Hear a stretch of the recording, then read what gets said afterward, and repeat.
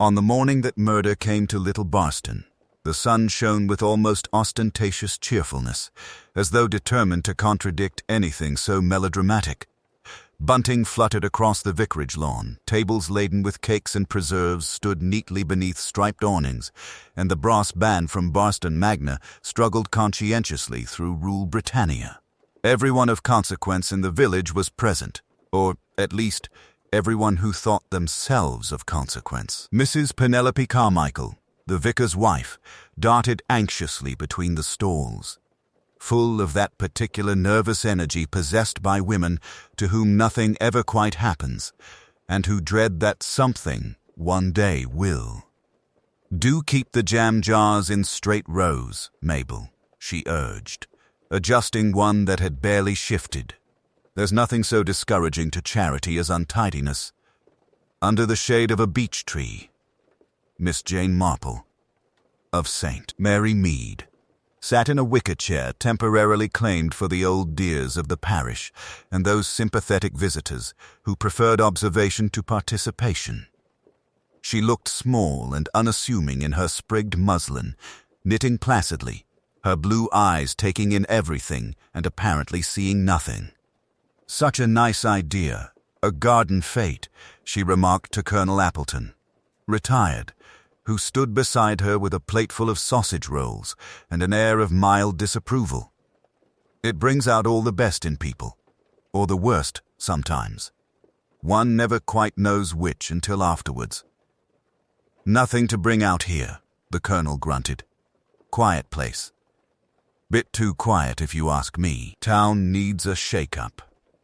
It was perhaps unfortunate that Providence chose that very moment to comply.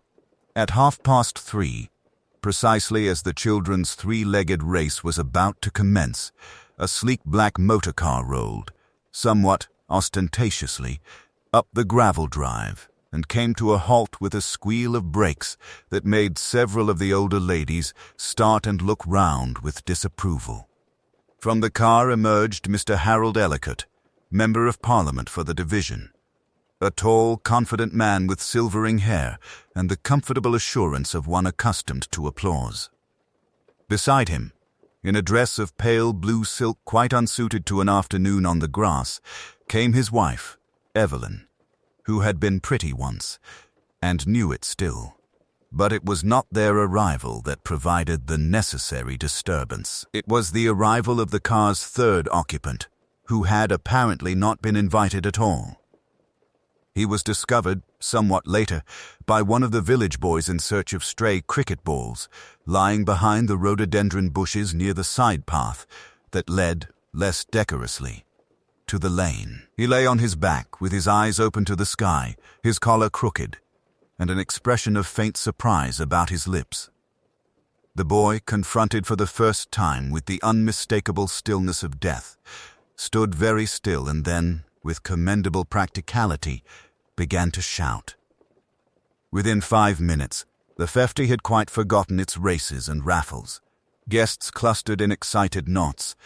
The brass band faltered and stopped, and Mrs. Carmichael, pale but determined, repeated, "Nobody must be alarmed," in such a voice that even the least excitable felt a sudden tightening of the nerves.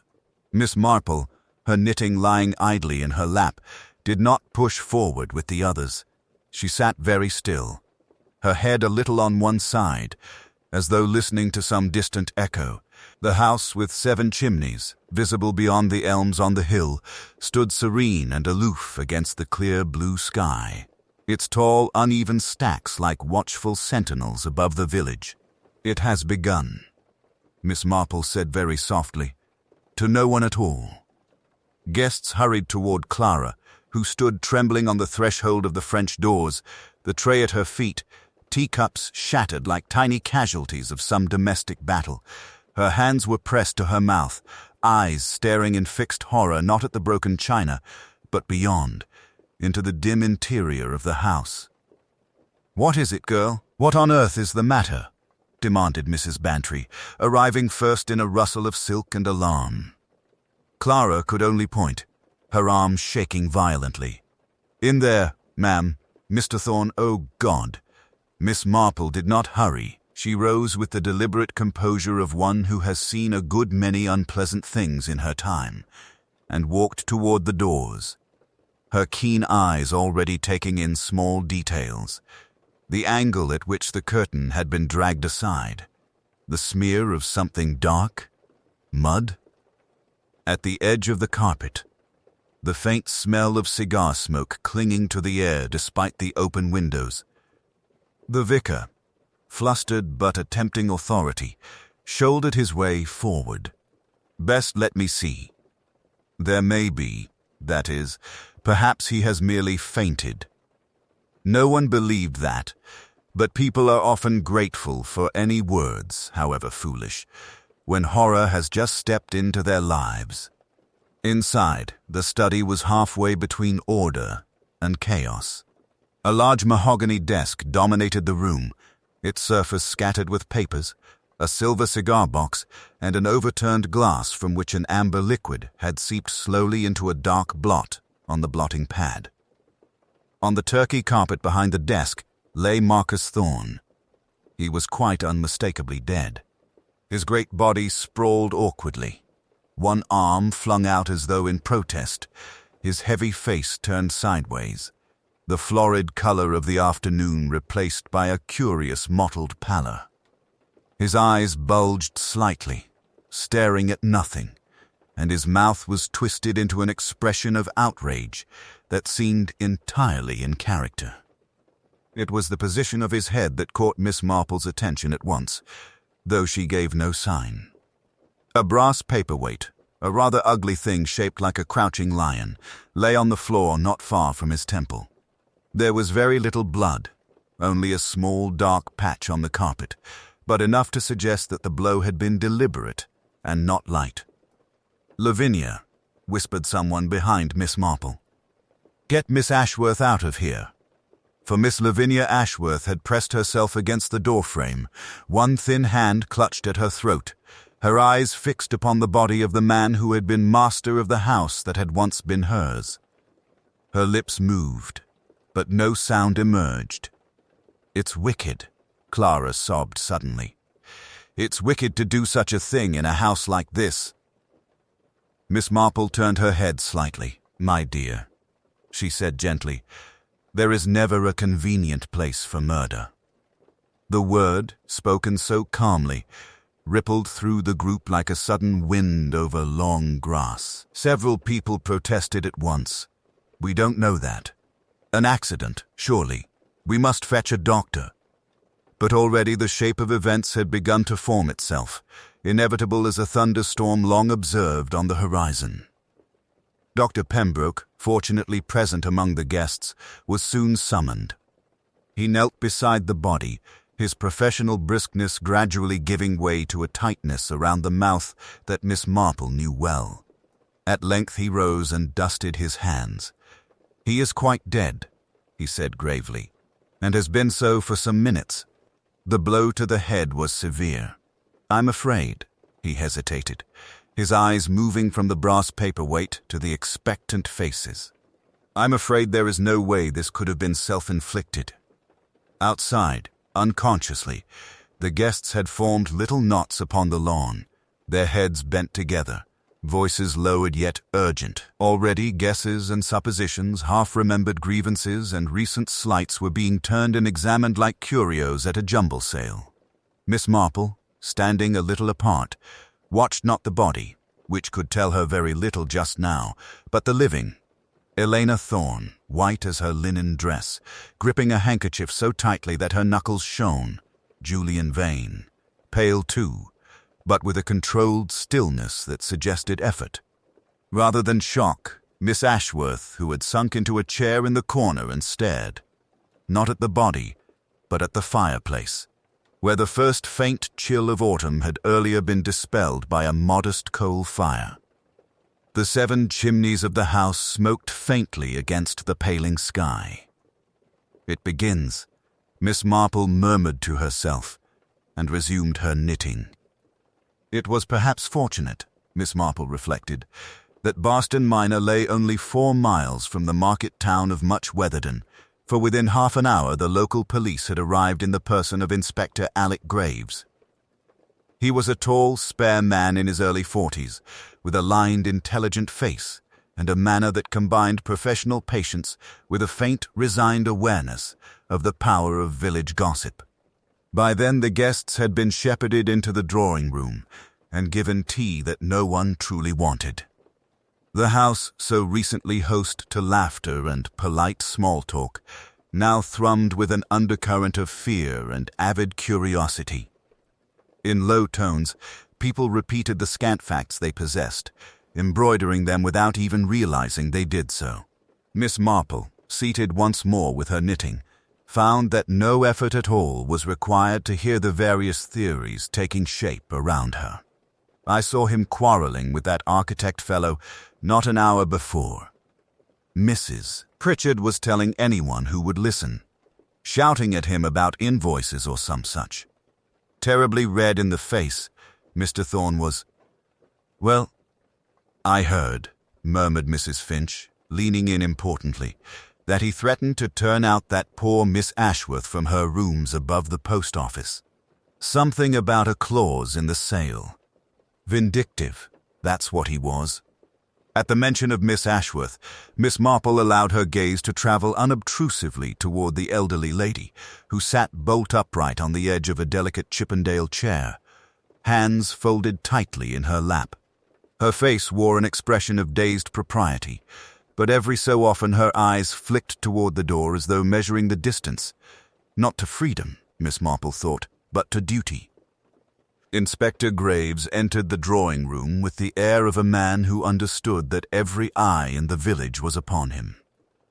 His initial questions were calm and methodical. What time had the body been found? Who had last seen Mr. Thorne alive? Had anyone heard unusual sounds from the study? Elena Thorne answered in a flat voice that she had spoken to her husband shortly before he went inside.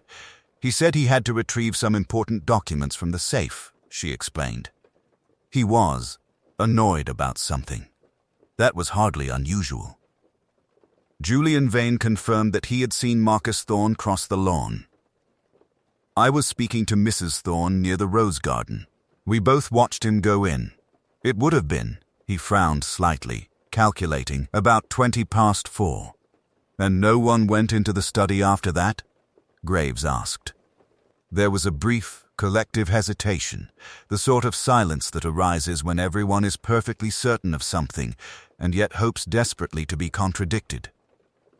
Then Clara, still pale but calmer under Mrs. Bantry's care, whispered, "Only me, sir," with the tea tray. The door was half open. I pushed it, and then I saw him. Miss Marple noted, with her usual mild interest, that Inspector Graves's gaze lingered a fraction longer on Julian Vane than on the others. The quarrel about invoices had already reached his ears, it seemed. Money was a very serviceable motive, and young men in debt were a familiar feature in village tales. Yet to Miss Marple's mind, it was Elena's strained composure that seemed most out of place, like a painting hung just slightly crooked. Her grief had a curious stiffness, as though it had been rehearsed in private long before being required, and there was, too, the tiny fact, so small as to be almost nothing, that no one appeared to have mentioned the 7 Chimneys at all. Inspector Craddock fixed Clara with a steady gaze. "You are quite certain it was Mr. Thorne you heard, and not the wireless?" "Oh, yes, sir," Clara replied earnestly. Mr. Thorne had a particular way of raising his voice when he was angry, rather like a dog barking, if you'll pardon me. And there was someone else with him, I'm sure of it. A lower voice. A man. Could you tell what time this was? I looked at the clock in the hall when I passed, sir. It was 4:20. I remember because I was worried I might be late getting the tea out. Craddock made a notation. And after that? Did you hear anyone leave the study? Clara shook her head miserably. No, sir. I went back to the kitchen by the side passage. The next time I went that way was when I took the tea tray and found him. Miss Marple observed how the inspector's pen paused yet again at that detail of time. She, too, had counted backward. If death had occurred roughly 15 minutes before Dr. Haydock's examination, that would place the fatal blow near 3:45, almost exactly when Clara had heard raised voices. It was all very convenient. "Thank you, Clara," Craddock said more gently. "You may go and rest now." When the maid had withdrawn, he closed his notebook with a decisive snap and looked around the room. "We have, therefore, a fairly narrow window of opportunity. Between 25 to 4, when voices were heard, and a few minutes to 4, when Mr. Thorne's body was discovered. Whoever was with him in that room is almost certainly our murderer." "Not necessarily," Miss Marple's soft voice interposed. She had not looked up from her knitting, and her tone was apologetic, as if she were venturing an opinion on jam-making rather than homicide. "I have known cases, Inspector, where the person last heard quarreling with someone proved quite innocent. Anger makes a great noise. Murder, I fancy, is often rather quiet." Craddock regarded her with faint exasperation tinged with respect. "Even so, Miss Marple, I must begin with what is most probable. Mr. Vane, you admit you quarreled with the deceased about money." Julian's jaw tightened. "Yes, but that was this morning. His last words to me before luncheon were that he'd see about it later. I have been on the lawn ever since. I spoke to Mrs. Bantry, the vicar, half a dozen others. Ask them." "We shall," Craddock said crisply. "And you, Miss Ashworth? You had disagreements with Mr. Thorne regarding the house." The old lady's fingers worried at the clasp of her handbag again. "I did, Inspector. Many disagreements. He wanted to strip this house of its soul, but I never wished him dead. I came today hoping to persuade him to reconsider about the Chimneys." She lifted her chin with unexpected pride. "I have loved Seven Chimneys too long to see it butchered." Miss Marple noticed, with the clarity of long habit, that Miss Ashworth did not mention having spoken with Marcus that afternoon, nor did she explicitly deny it. Omission, in conversation, was often as telling as admission. "If I may, Inspector," Dr. Haydock interposed, "there is another point. The blow was delivered from the right side at an angle, suggesting the assailant stood close, very close. It was not a wild swing in the heat of a brawl. It had the look of something almost deliberate, considered."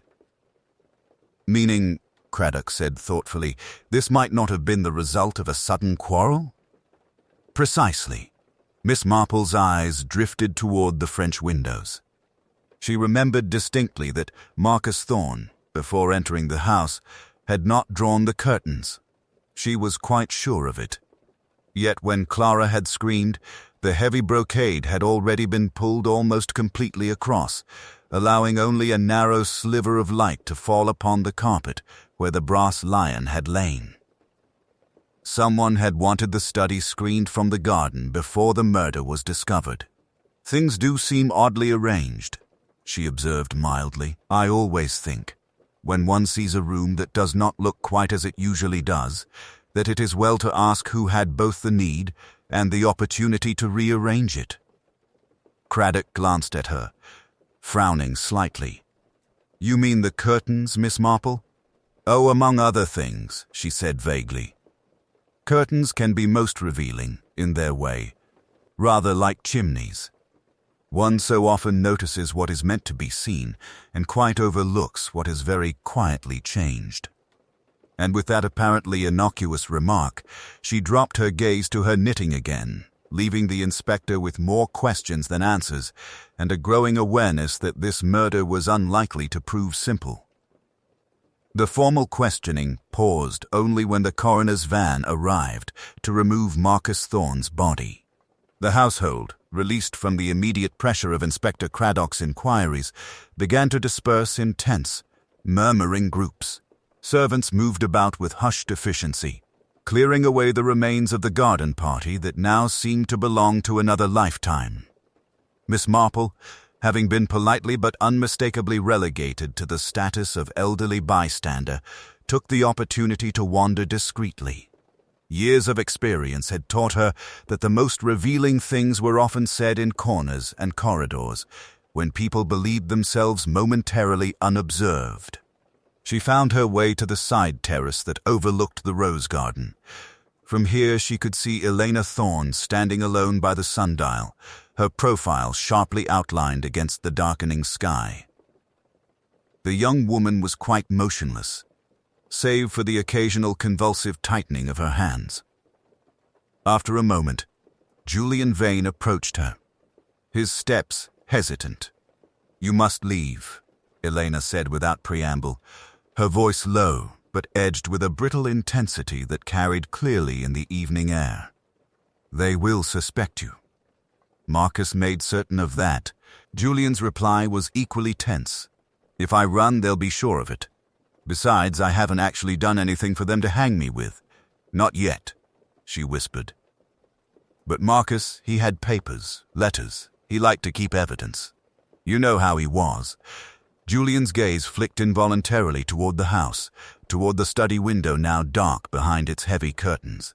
If those papers are still there, Craddock will find them. And if he's half as competent as you claim, he'll draw his own conclusions. Miss Marple turned away delicately, as though granting privacy, though every word had lodged in her mind. So there were letters, evidence of something compromising between Marcus Thorne and Julian Vane, or perhaps Marcus and his wife, with Julian entangled as well. Human nature, she reflected, rarely invented entirely new patterns. It only repeated old ones in different costumes. As she re-entered the house by a side door, she almost collided with Clara, who was hurrying along the service corridor, carrying a silver tray of untouched sandwiches. "My dear," Miss Marple said gently, steadying the girl, "you must be quite shaken." Clara blinked rapidly, clearly struggling between fear and the ingrained habit of deference. "I keep seeing him lying there, ma'am, and that awful lion paperweight. Mr. Thorne always used to say it reminded him of himself." "Really?" Miss Marple's tone was interested but mild. "In what way, I wonder?" "He'd stroke it sometimes when he was thinking." Clara shivered, said it was a symbol of strength. "But this afternoon, when I took in the earlier tea, it wasn't on the desk at all. I noticed because Mr. Thorne snapped at me for setting the tray where it usually went, said I was cluttering up his work." "How very particular of him," Miss Marple murmured. "And where was the paperweight instead, do you recall?" "On the bookshelf, ma'am, near the window." "I remember wondering why, because it left a round mark on the polish where it usually stood on the desk." That, Miss Marple thought, was interesting indeed. A heavy object moved earlier in the day, before the quarrel Clara had overheard, before Marcus Thorne's final fatal appointment. An impulsive blow in anger rarely involved the trouble of rearranging objects beforehand. Later, when most of the guests had departed and only those with the closest connection to 7 Chimneys remained, Inspector Craddock found Miss Marple seated in a small morning room off the main hall, her knitting in her lap and a faint air of thoughtful absorption about her. "I suppose," he began with a rueful smile, "that you're about to tell me I'm on the wrong track, Miss Marple." "Oh no, Inspector," she replied placidly. "I shouldn't dream of interfering. Only it has occurred to me that a man like Miss Thorne, proud, domineering, very conscious of appearances, would be most unlikely to allow anyone, friend or foe, to surprise him in a state of disarray." Craddock frowned. "Disarray?" "The study," Miss Marple said gently. "Papers scattered, the desk in confusion, the curtains drawn. Would Mr. Thorne have tolerated such a scene, or is it more probable that someone wished us to believe a violent quarrel had taken place and arranged the stage accordingly?" Craddock regarded her thoughtfully. "You're suggesting the scene might have been dressed?" I merely suggest, Inspector, that one should consider whether every apparent sign of struggle necessarily indicates a spontaneous act. Sometimes, her eyes rested briefly on the shadowed outline of the 7 chimneys through the window. Sometimes the most violent scenes are rehearsed quite carefully in advance. And with that, she resumed her knitting, leaving the inspector to contemplate whether the murder of Marcus Thorne had been an explosion of temper or the careful execution of a premeditated plan. Inspector Craddock regarded Miss Marple thoughtfully, his fingers drumming lightly on his notebook. "You're suggesting the quarrel might have been staged after Mr. Thorne was already dead?" "Not necessarily," Miss Marple replied mildly. "Only that we must allow for the possibility that what we see now is not precisely what occurred. I have often observed that when people tell lies, they are inclined to embroider unnecessary details. I imagine the same may be true when one arranges a scene." Craddock gave a small, reluctant smile. "You're a terrifyingly logical woman, Miss Marple. Fortunately for me, I still have the advantage of official authority. I've requested a more thorough search of the study and Mr. Thorne's private papers. If there were letters, as Mrs. Thorne suggested outside, they may give us something more concrete than impressions." He broke off as Sergeant Willis appeared in the doorway, his expression bearing the mixture of excitement and unease that usually accompanied some fresh discovery. "Begging your pardon, sir, but we found something in the study grate. Under the ashes." They followed him along the corridor to the late Marcus Thorne's domain. The body had been removed, though its former presence still seemed to cling to the room like a faint, unpleasant odor. The curtains had been drawn back now, revealing the dark sweep of the lawn and the ghostly silhouettes of the 7 chimneys. Willis pointed to the cold fireplace, where the grate had been partly dismantled. "It was wedged behind the back bar, sir. The ashes must have concealed it at first." He produced a small, charred object in an evidence envelope, a fragment of stiff paper, blackened at the edges, but with enough unburned surface to reveal the elegant printed letterhead of a London firm of solicitors. Craddock's eyes narrowed. "Hargreaves and Linton. That matches the name on the draft will letter." Miss Marple stepped closer, her gaze sharp. Through the smeared discoloration, a line of type remained visible. "Regarding your instructions of the 14th concerning the codicil." "A second communication," she murmured. "One that someone attempted to destroy in rather a hurry." Craddock nodded grimly. "We'll have this reconstructed as far as possible. It appears Mr. Thorne's legal affairs were rather more active than most people realized."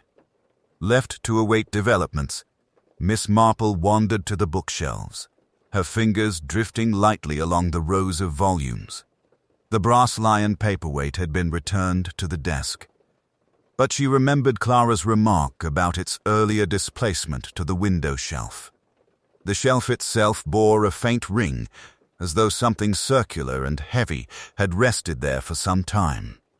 Her eyes moved to the nearby curtain cord.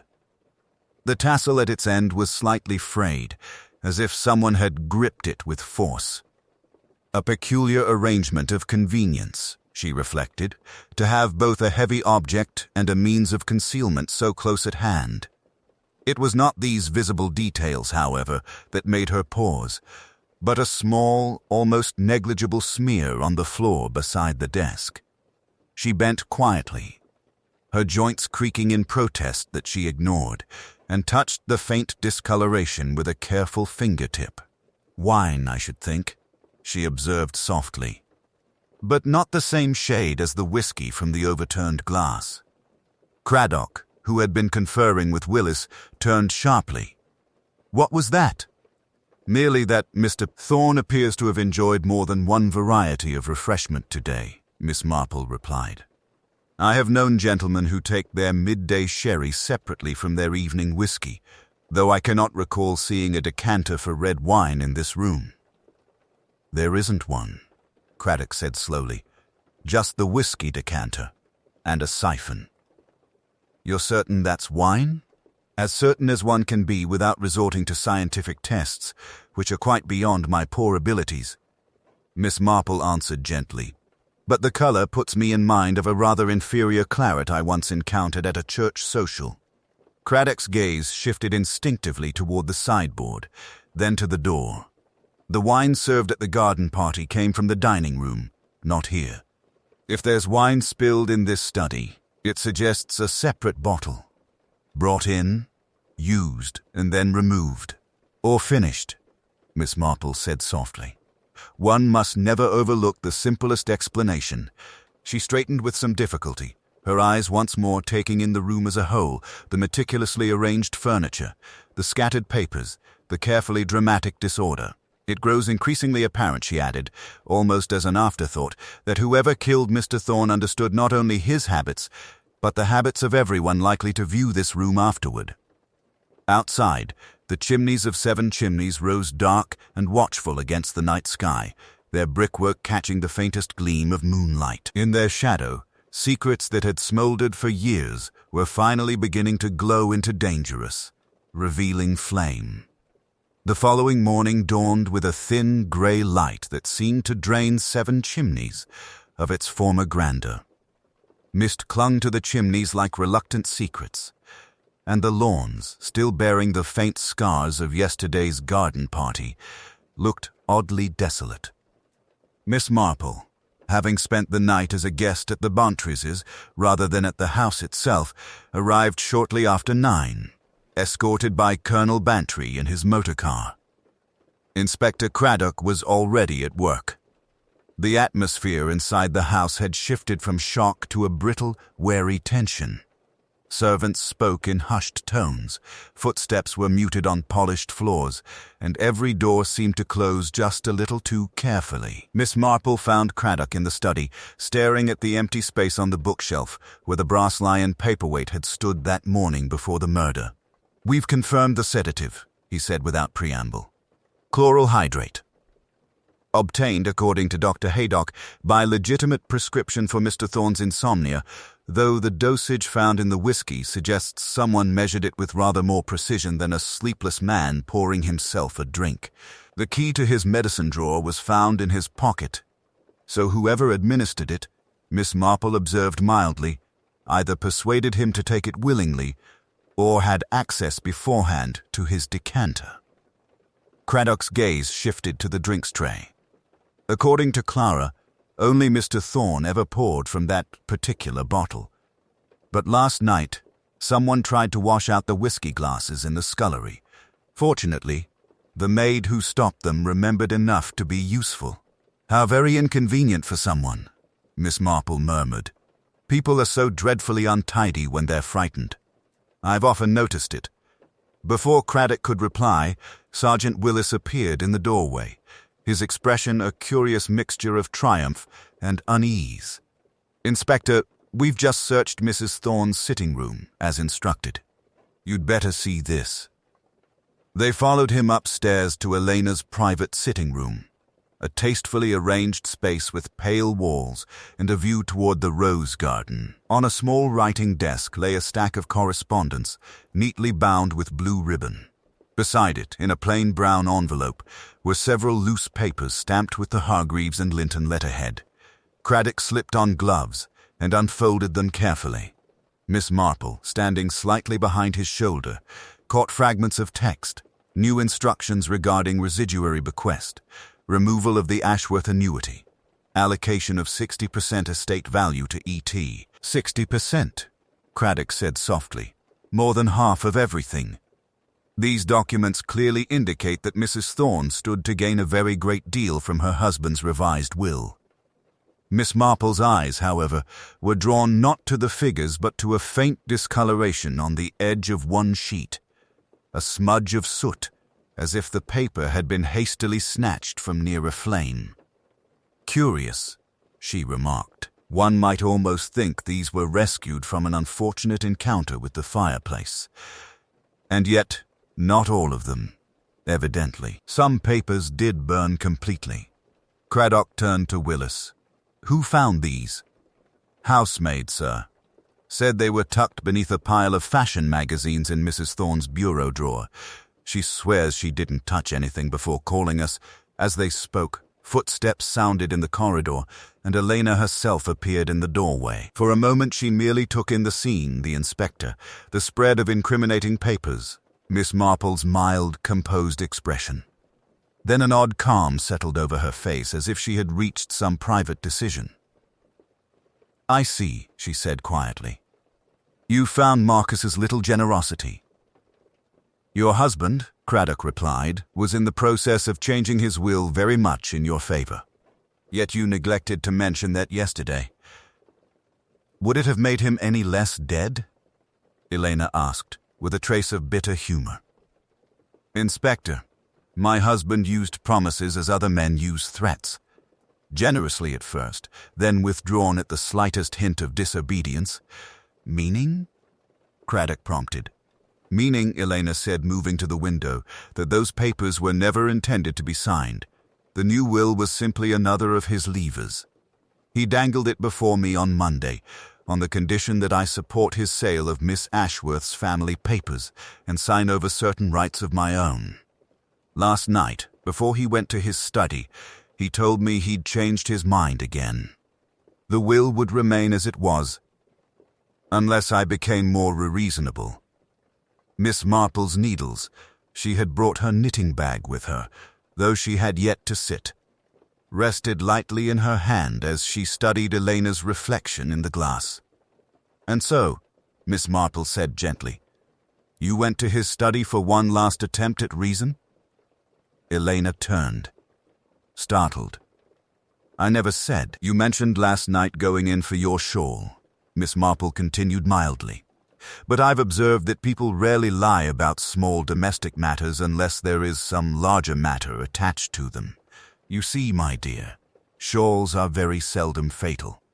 Husbands, alas, are another story entirely." Craddock watched Elena sharply, but it was Miss Marple who saw the tiny betraying movement, the brief closing of the young woman's eyes, as though she had been struck not by accusation, but by recognition. Not of guilt, Miss Marple thought, but of having stepped, perhaps unwittingly, onto a stage prepared by someone else. Night settled over Seven Chimneys with the heavy stillness peculiar to old houses after violent events. The guests had been sent home under escort, save for Elena, Miss Ashworth, Julian Vane, and the essential staff, all of whom Inspector Craddock insisted remain available. A uniformed constable had been posted at the study door. Another patrolled the terrace beneath the windows. Miss Marple, having accepted Mrs. Bantry's offer of a lift back to St. Mary Mead, instead requested, very gently, to remain at the house overnight. "I have no wish to be in anyone's way," she had said, hands folded meekly on her handbag, "but these old houses do so dislike being left in turmoil. And I have lived long enough to know that people often remember the most important things when they are tired, fretful, and believing themselves unobserved." Craddock had hesitated, then consented.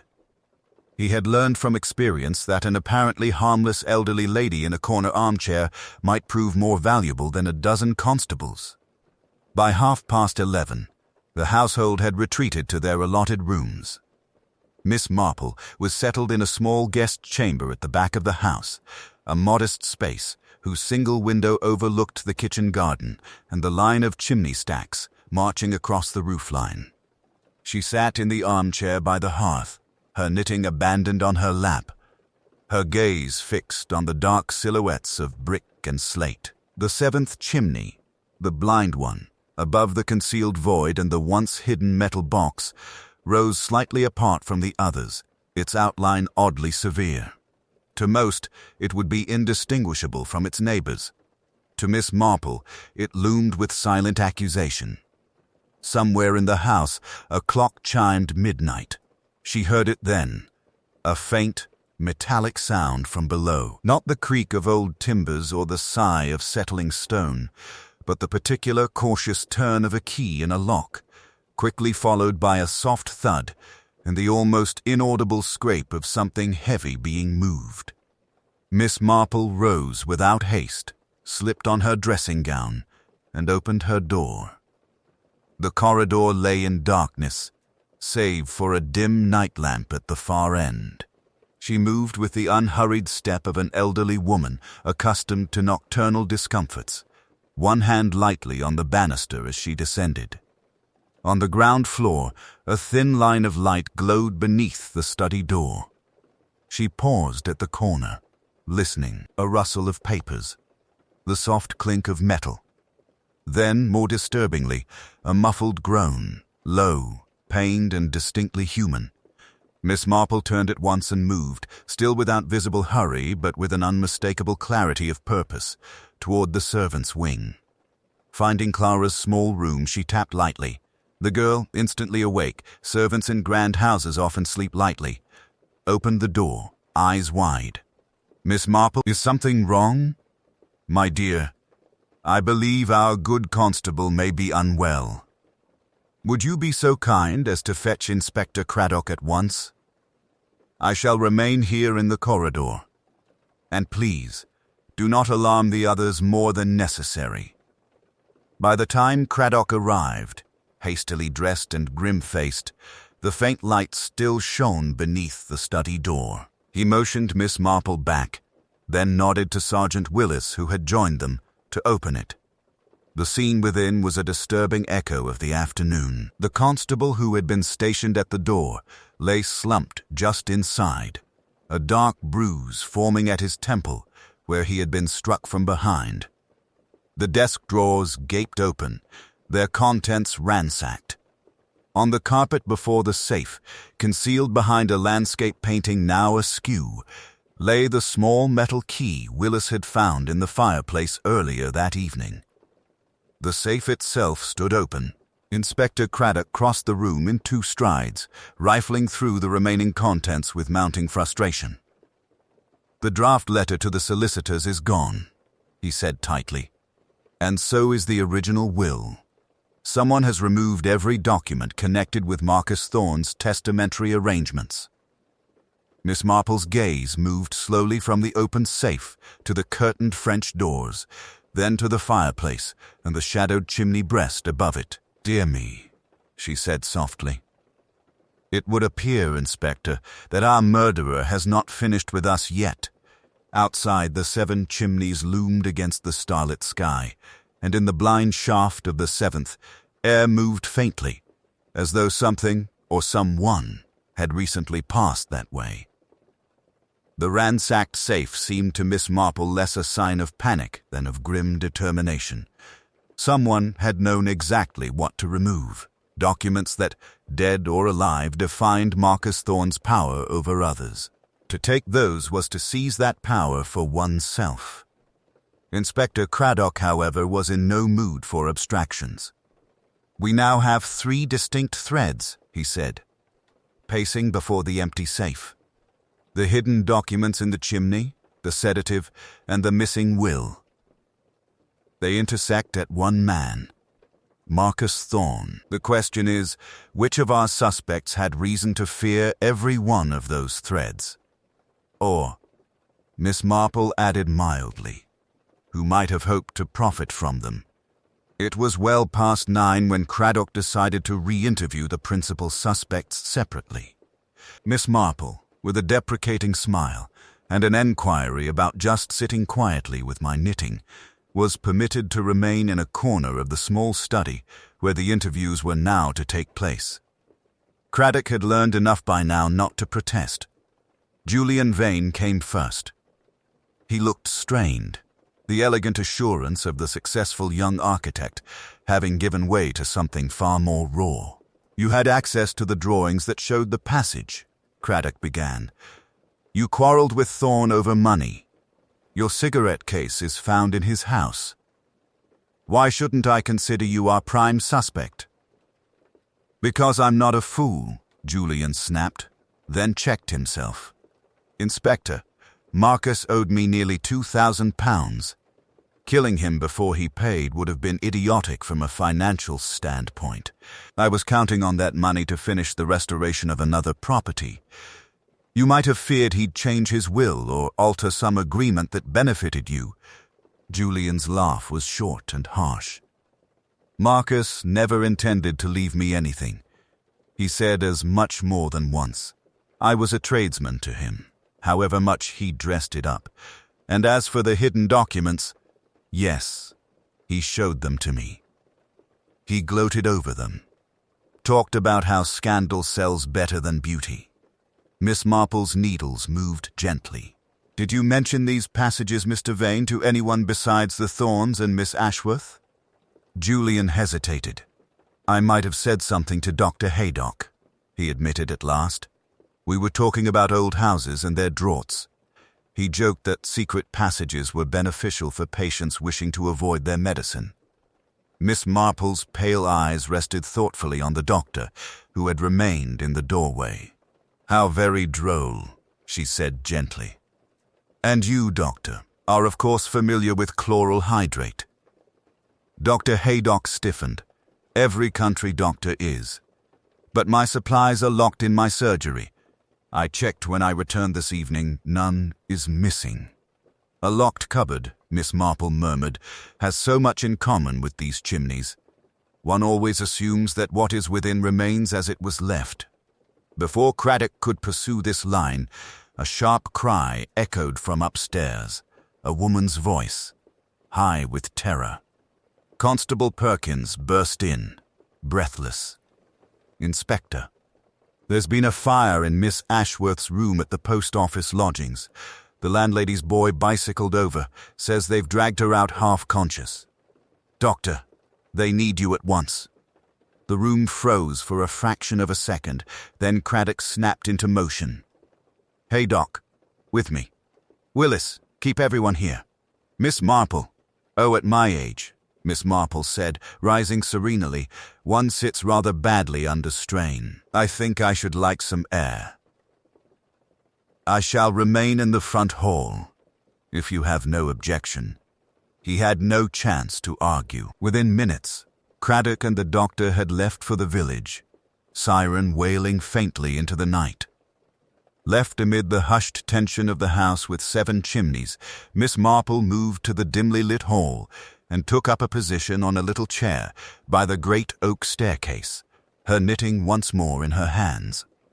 But her eyes were not on the needles.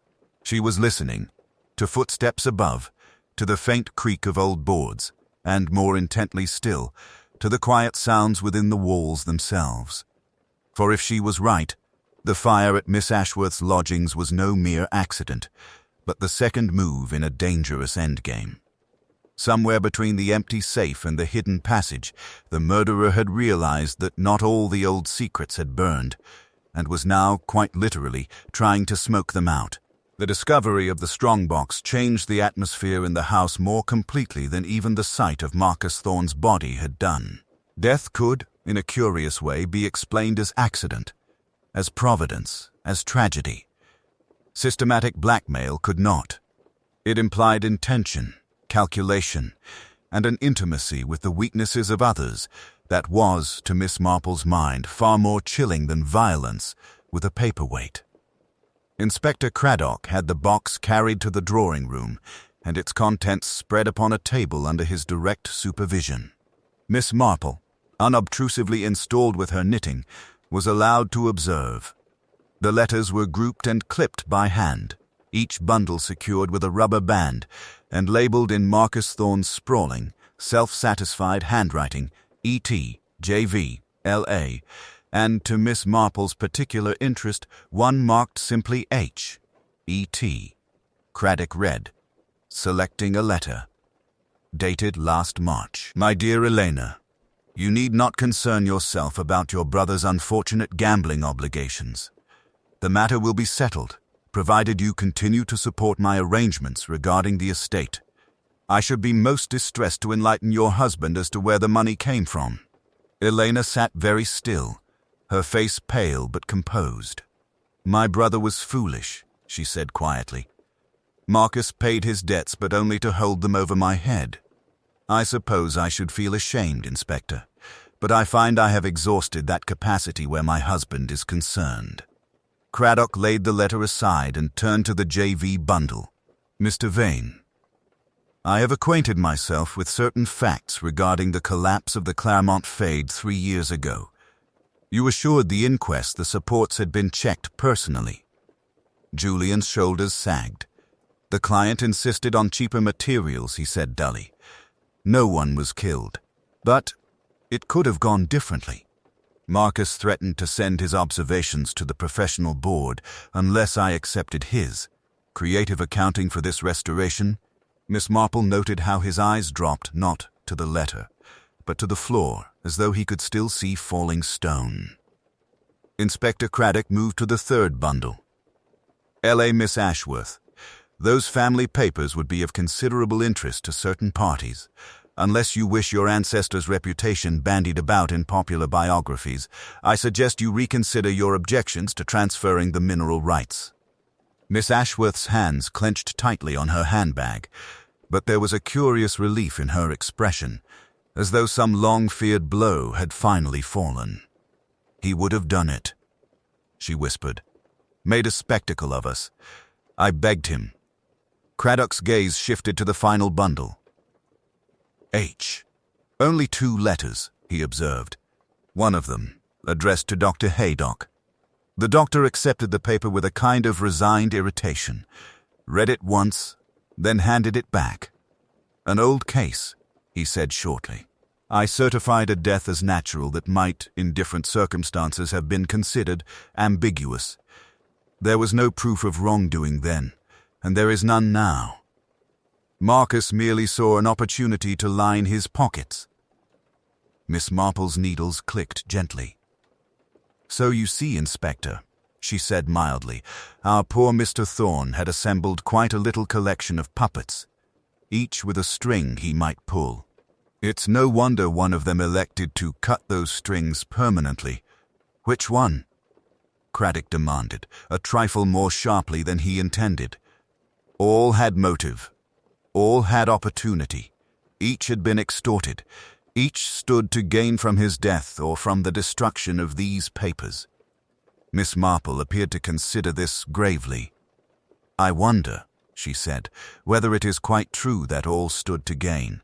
Blackmailers are dreadfully short-sighted people, I always think. They rarely consider whether their victims might prefer ruin to continued submission.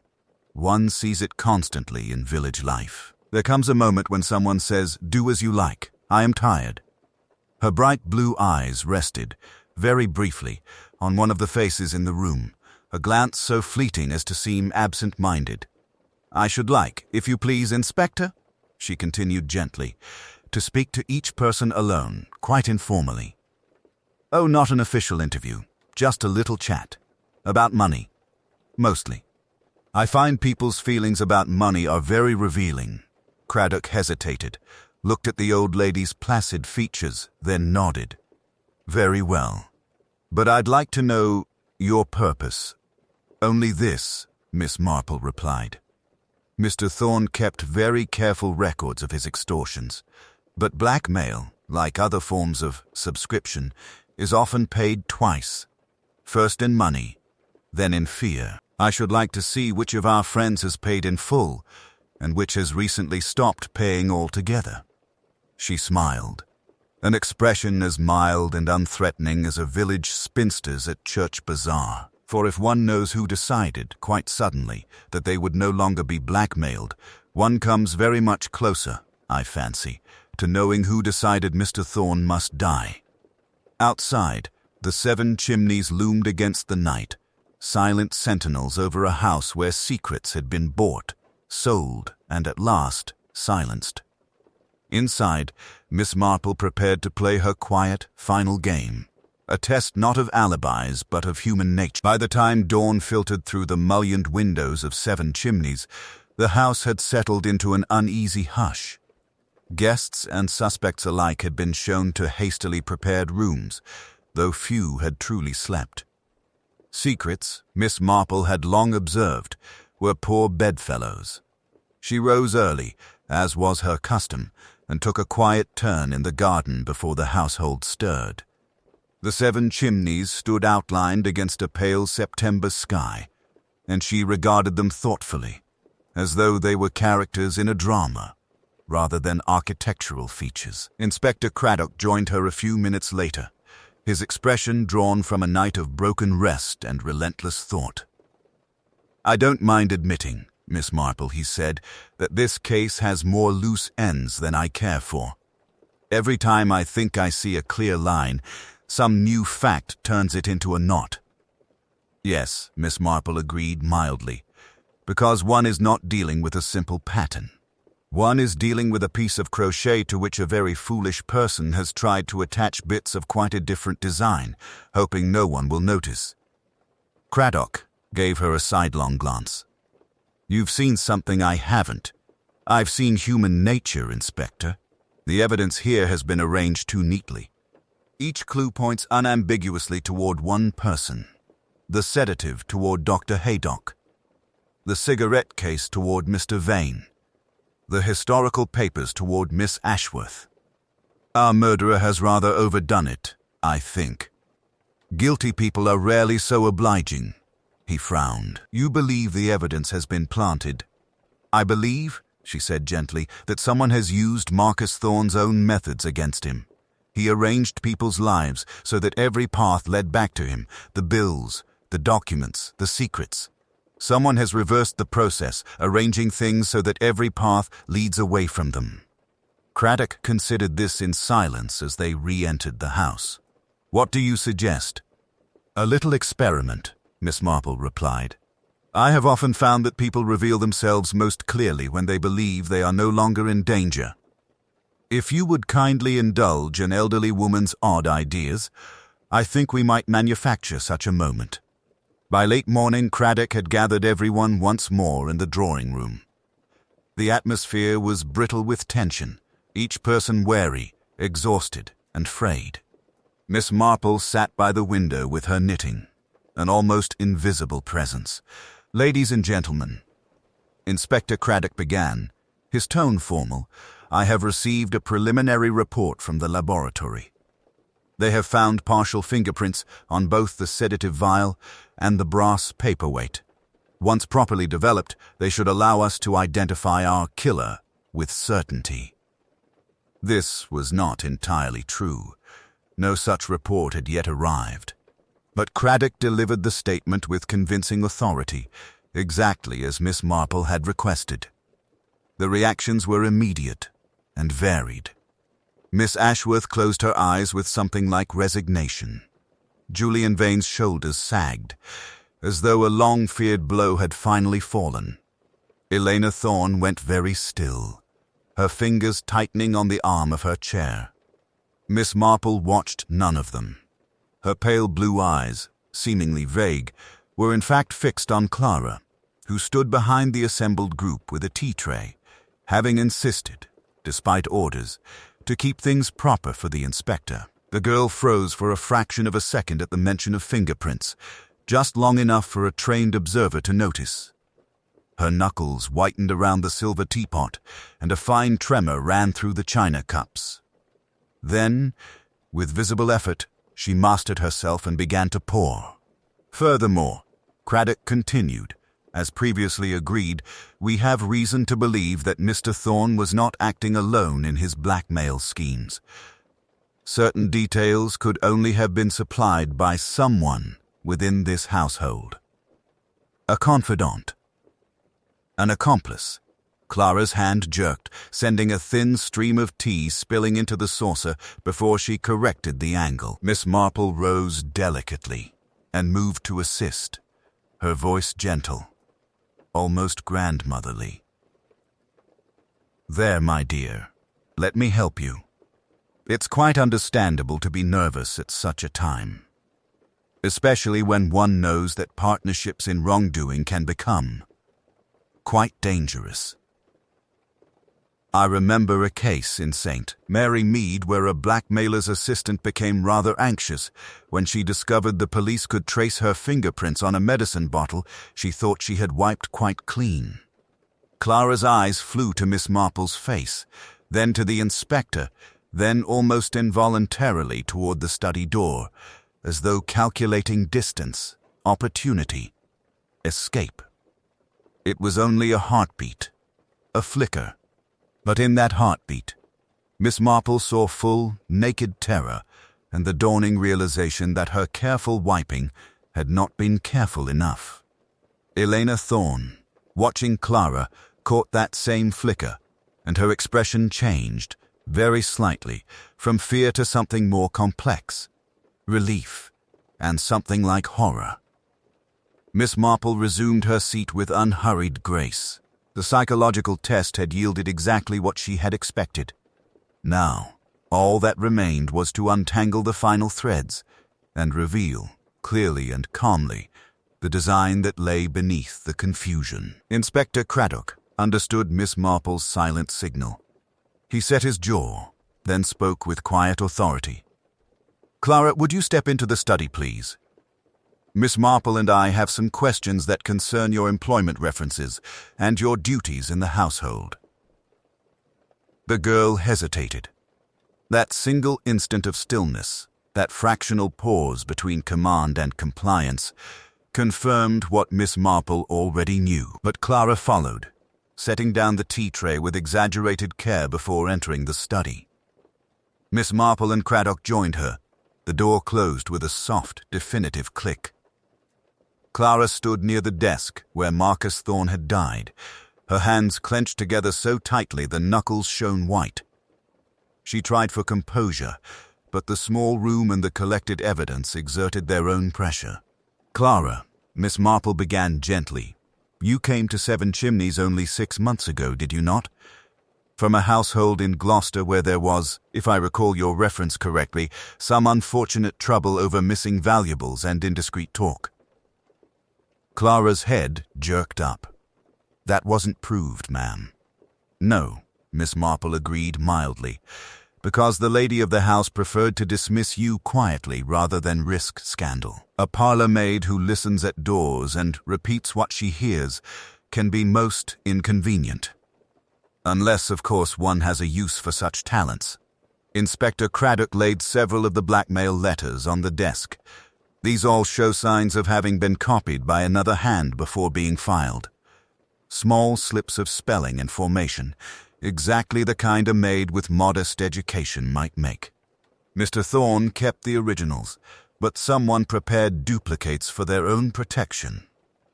Clara swallowed. "Mr. Thorne made me help with his papers.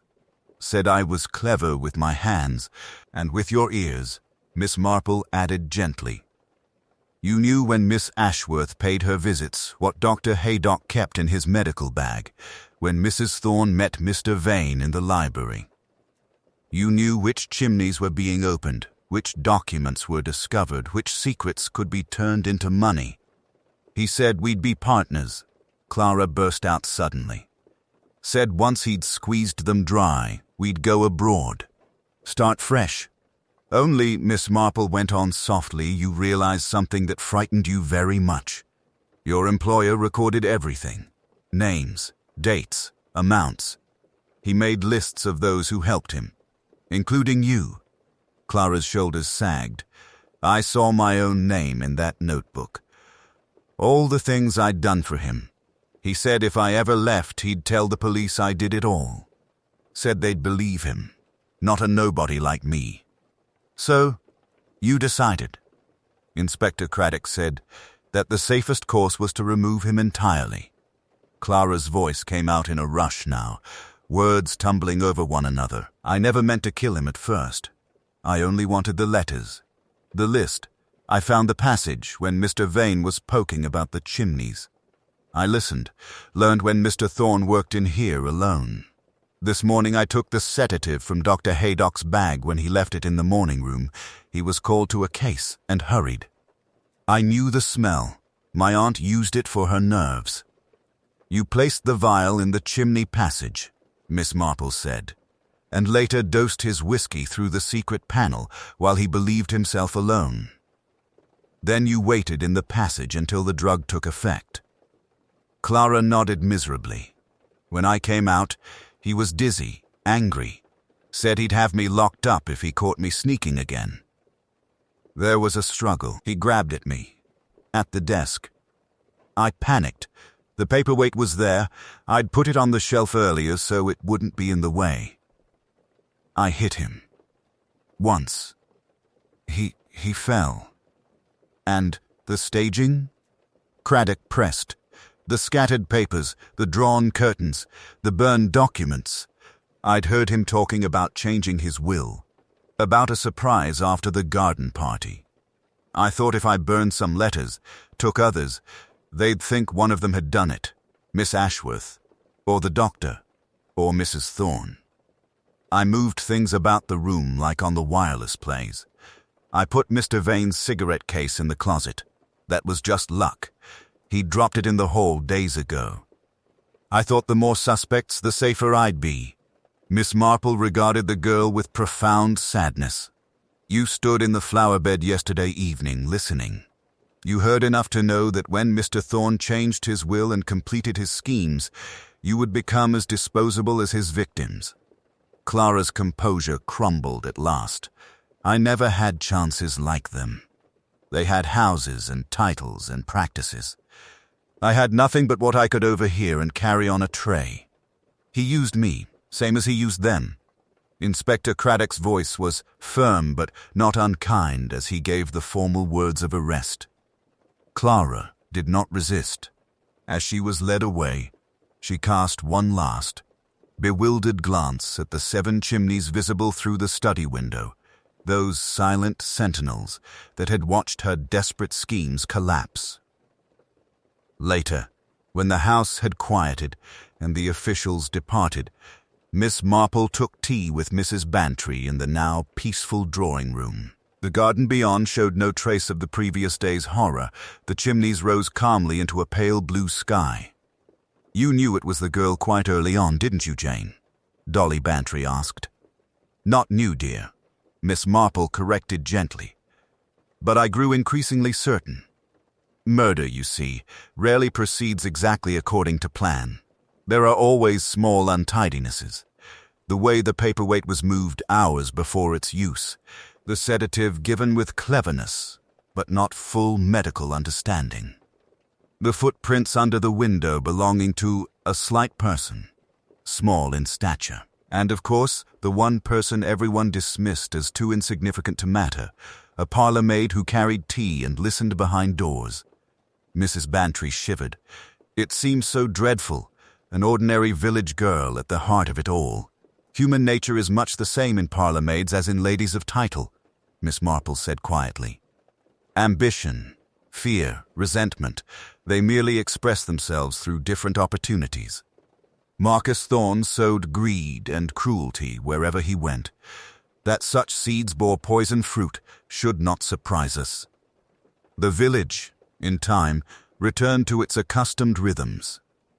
The scandal of the house with 7 chimneys slowly settled into the comfortable layer of local legend, retold at teas and harvest suppers with variations that grew more improbable each year. Elena Thorne left quietly for London. Miss Ashworth resumed her modest life above the post office. Dr. Haydock corrected his records with scrupulous care. Julian Vane completed the necessary structural work without ever again speaking of hidden passages. As for Miss Marple, she returned to St. Mary Mead and her garden, where the only mysteries were whether the roses would survive the first frost, and whether the vicar's new housemaid might be trusted with the silver. Yet sometimes, when the afternoon light slanted just so across the thatched roofs, she would think of the 7 chimneys and the dark spaces behind their bricks. "Houses remember," she murmured once, watching smoke curl lazily from the vicarage chimney. "But so, too, do people." And it is in those quiet memories, the gestures, the glances, the little vanities, that truth most often chooses to reside.